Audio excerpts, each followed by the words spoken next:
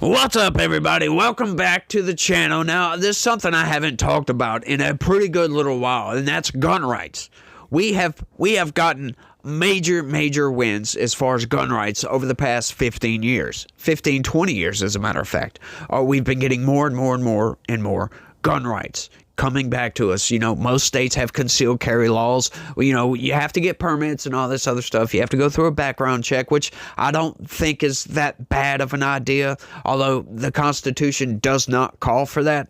But you can still go get a gun. I think it's a good idea that some people that are, have convicted of felonies, violent felonies, right, which I think we should restrict the restrictions, if you will, to violent offenders, repeat offenders. I don't think just because you get a felony for whatever, blah, blah, blah, it doesn't matter, that you should not be able to purchase a weapon. I think that's ridiculous. I think that violates our Second Amendment rights, just outright on its face. But this new Congress, I think we have a chance. We have a short window to implement some really good change to get our gun rights back up to snub, if you will. Check this out, y'all. John Cornyn introduces bill allowing concealed carry permits to work in all 50 states. Now, I know the opposite argument for this is, well, you're not giving states independence. Well, you know what? You know that argument's bunk. It's just outright bunk, because we have a federal constitution. That the Second Amendment is second for a reason, right? It goes right behind your freedom to speak your freaking mind and make everybody listen to you. If they don't want to listen, they can walk off, for God's sakes. They can get out of there, but you're going to be able to speak your mind. And what backs that up? What gives you the resolve to get out there and speak your mind? The Second Amendment. Right? That keeps us from tyranny and keeps us safe from, adversaries, from threats, domestic and abroad, for crying out loud. Let's get into this thing before I rant on about all this. Check this out, y'all. Republican Texas Senator John Cornyn introduced a bill Thursday to allow concealed carry license holders to carry their guns in any state. This is a good idea. The bill, titled the Constitutional Concealed Carry Reciprocity Act, will compel states to recognize concealed carry permits from all states as a valid certification to carry a concealed firearm. According to the bill text, a similar bill was proposed in the House in 2023 by Republican North Carolina Rep. Richard Hudson, with widespread Republican support, with a Republican majority in both chambers, only bolstering the law's likelihood to pass. This is good. President-elect Donald Trump has also voiced support for the law on the campaign trail. The Lone Star State has long championed our Second Amendment rights to keep and bear arms, and gun owners in Texas and across the country should not have that fundamental right violated when they cross state lines, Cornyn said in a statement provided to the Daily Caller News Foundation. This legislation would reduce unnecessary burdens for law-abiding citizens and allow them to carry a concealed firearm in every state that permits it, and I'm grateful for the overwhelming support from my fellow Republican colleagues on this common sense bill. This is great. I don't know why this isn't already a thing, right? But if you have a state that allows you to conceal carry, I think that you should be able to do that anywhere, right? Because just because you have different laws state to state to state. Now, I understand this argument. They're going to make this argument, well, you shouldn't have states violating that, other state laws when it comes to abortion, right? Because we're getting to a point where you have one state has zero abortion whatsoever, and the next state has zero restrictions on abortion, and this other state with restrictive abortions, they want to, be able to prosecute people that will travel to another state to get an abortion, right? That goes back to this argument. My argument on that is I don't think that's right, personally. I don't think that one state should be able to, if somebody wants to travel to another state to have something done, they should be allowed to do that. And that's the left's argument. They're railing against this, right? That goes for this as well. I don't think that if you're allowed to carry, right, because this is the Second Amendment, right? And the argument for this, right, I would allow a state to get away with that. I don't think they should, but, if they want to do that, sure, go do that, whatever. You want to prosecute somebody for traveling to another state? Because that is, to me, is just outright wrong. That you don't have a constitutional right to abortion. I'm sorry, but you do have a constitutional right to keep and bear arms, right? And, some of the arguments are, if somebody's walking around with a big gun on their hip, that people get scared. Oh my God. That's why concealed carry is a good thing. People don't know you have a gun. Blah, blah. There you go. Problem freaking solved. And if somebody wants to travel to another state, they should most definitely be allowed to do that and carry whatever weapon they want concealed on their person. I don't think this should not be a thing. I don't understand why this is not allowed already. This is crazy to me. Crazy, crazy, crazy. Second Amendment shall not be infringed, y'all. Hudson also introduced his own bill in the new House on Wednesday, according to Fox News. He first introduced the bill in 2017 and has proposed the bill now 5 times, according to congressional records. Nearly 20 gun advocate organizations have supported the bill, including the National Rifle Association, Gun Owners of America, and the National Shooting Sports Foundation. Other Republicans also joined Cornyn on endorsing the bill, including Republican Senator Ted Cruz, Chuck Grassley, Tom Tillis, and 40 other Republican senators. Critics of concealed carry reciprocity have said that the law would force states to potentially allow carry from gun owners who aren't qualified to carry in their state, as well as problems with states affirming the authenticity of out-of-state permits, according to Everytown for Gun Safety. That's not an argument. You don't Right? There should be no qualifications in any state to conceal carry. This is ridiculous. Right? You have the right to carry your gun however the hell you want to, whether it's open carry or concealed carry. I think concealed carry is better because, once again, people, some people that are afraid of guns, they won't get scared when you walk by. Right? This is a good thing. Some people actually get scared of people when they're open carrying a gun, which is ridiculous, but it is what it is. There's nothing we can do about that. People are going to be scared about these things. So what? Okay, so now that if we have open carry in every state, we should have concealed carry in every single state. There should be zero difference between open and concealed. Just outright. So that is not an argument, my friend. And this idea that we got to prove the authenticity of out-of-state permits, right? Hang on. That's what this bill would do. Outright. It would eliminate the reason to authenticate these permits because it would be federal all the way across the board. Just outright. So I'm not sure what they're arguing. They haven't obviously read the text of the bill. I don't know what you got to do more, even still, right? So you got to do more work.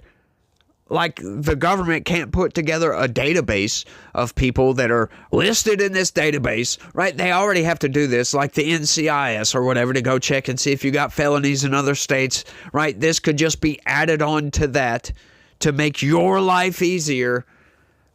Right, this makes no sense whatsoever, but once again, that's a moot point because this law would eliminate the need to do that because now you can carry in all 50 states just outright on its face. So that's not an argument, my friend. Right, see, this is what you get from the left. They make up these BS arguments that make absolutely no sense. This is why the Republican Party is currently the party of logic, and Democrats have just lost logic. I don't know what they're thinking. Sure, they have arguments in certain areas. Yeah, we need to stand up for rights and blah, blah, blah, blah, blah. Sure, fine, whatever. I get it. But you're not making a whole bunch of logical sense with your entire platform for the most part. You got small areas of common sense, but most common sense out of the Democratic Party has just gone right out the window, right? When you have a party full of cultists, this is what's going to happen. But, it is what it is. Let's keep going. With the tragic rate of gun violence today, I simply cannot support efforts to further weaken our nation's gun laws, Democratic Virginia Senator Mark Warner said, according to Politico, when Hudson proposed concealed carry reciprocity in 2017. That includes renewed efforts this Congress to relax the standards for issuing concealed carry permits or to establish a national system that would further erode state-level concealed carry standards. I don't think there should be a permit system for concealed carry. If you have the ability to purchase and bear firearms, then the government should not be allowed to tell you how you can carry that. That seems ridiculous to me. Right? That's kind of like the government saying what kind of car you can go and get, right? Or how many people you can bring with you in your car. Right, like some of these climate zealots, they want these high occupancy, these HOV lanes and all this other stuff, right? So they want you to pack as many people as you can. Oh, you got to think about the planet over here, the government forcing you to bring other people with you in your car. It's ridiculous. It's not forcing, but, it's that idea, the government forcing you to carry your own property in a specific way. No, I'm sorry, that's not how that works. What if the government tried to force you to not have a purse on your body? You have to have a wallet that goes in your pocket. Or the other way, you can't carry your wallet in your pocket. I know the argument is, oh, well, your wallet's not dangerous. Your wallet can't shoot somebody. Yeah, that's not the argument, is it? No, the argument is the government telling you what you can do with your own property, how you can carry it, if you want to carry it open so that everybody can see it, or if you want to carry it to where they can't see it. What's the damn difference? It's authoritarianism. That's the only argument they have. Let's keep going, though. Cornyn was key in the passing of the Bipartisan Safety Communities Act, which increased background checks for firearms purchases for people under 21 and funded state enforcement of red flag laws, which allow law enforcement to confiscate guns from those who are deemed either by law enforcement or citizens as a threat to themselves and others. I don't think this is a very good law because, once again, we know what humans do. Humans can twist these laws around, and just because you're accused of something, right, somebody could just say that you're a threat to everybody around you, and then that's the impetus for these people to go in and take your guns away, to take your rights away without due process. Yes, you get your guns taken away, and then later you go through due process. I don't think that's right. I think you should go through the due process first. That's why I don't like red flag laws. Now, I agree with people that, yes, somebody that's a threat to, somebody who's mentally unstable should have their guns taken away, but they need due process rights first. That is the basis of our country. That is foundational to being an American citizen. You get due process rights before you're found guilty of whatever the accusation is. I'm sorry, that's just how our country works. On behalf of the millions of NRA members and law-abiding gun owners across the country, the National Rifle Association thanks Senator Cornyn for reintroducing the Constitutional Concealed Carry Reciprocity Act. John Comerford, executive director of the NRA Institute for Legislative Action, said in a statement provided to the DCNF. This common-sense solution remedies a confusing patchwork of state laws and ensures that your right to self-defense does not stop at the state line. I totally agree with that, but I totally disagree with the NRA having an Institute for Legislative Action. You know what that is? That's a lobby interest, y'all.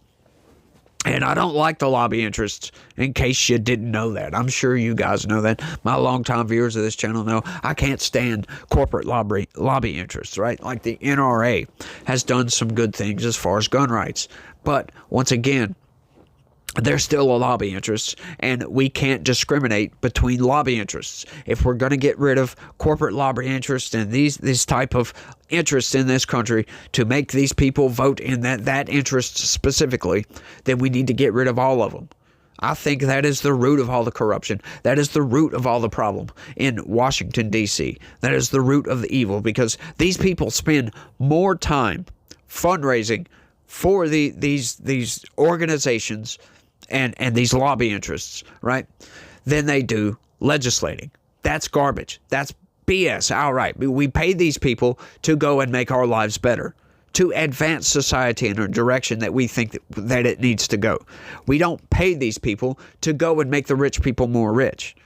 Right? That's something I am against, right? Like I talked about in my last video, my debate video from Saturday. I talked about this, which for me was freaking 5 minutes ago, 10 minutes ago. But, you know, for you guys, that was yesterday. But, you know, it's something I can't stand. These people think that just because these people have money, blah, blah, blah, blah, blah, you know, they're evil. Well, no, that's not it. That's not it at all. Just because you have money doesn't mean you're evil. But I think that the amount of evil tied up in these interest groups, right? These lobbyist groups in Washington, D.C. is the root of the problem. These people, they get caught up in all this mix, and they vote in the interest of these corporations and these lobby groups, and they completely forget about their constituents back home, and it makes our lives less safe, makes our lives worse than what it was before. And I think that's outright garbage. I don't think we should pay these people to go and fundraise for some lobby group or for whatever, you know, RNCC or DNCC, DNCCC, whatever it may be. I don't think we should be paying these people to do that. So I think we need to get that out. But you never hear that. You always hear, you know, oh, we need term limits and all this garbage. That's something I don't believe in that. No, I'm sorry. You could eliminate the term limit problem by eliminating the lobby interests in this country, because then they would no longer get caught up in that system, right? Because it's not there anymore. And that's the root of the problem. So whenever you hear term limits, I think we should have cognitive, like tests, outright cognitive tests. You know, maybe some age limits, sure. You want to stop these people at retirement age, right? If they have the ability to receive Social Security benefits, do you think they should serve in Congress? That's a good question for the comment section. If you think they have the ability to get Social Security benefits, if they're past the retirement age, should they serve in politics anywhere outright? Let me know what you think down in the comment section. That's all I got for this one. I want to thank everybody for watching, and y'all try to have a good day. Stay legitical. Peace.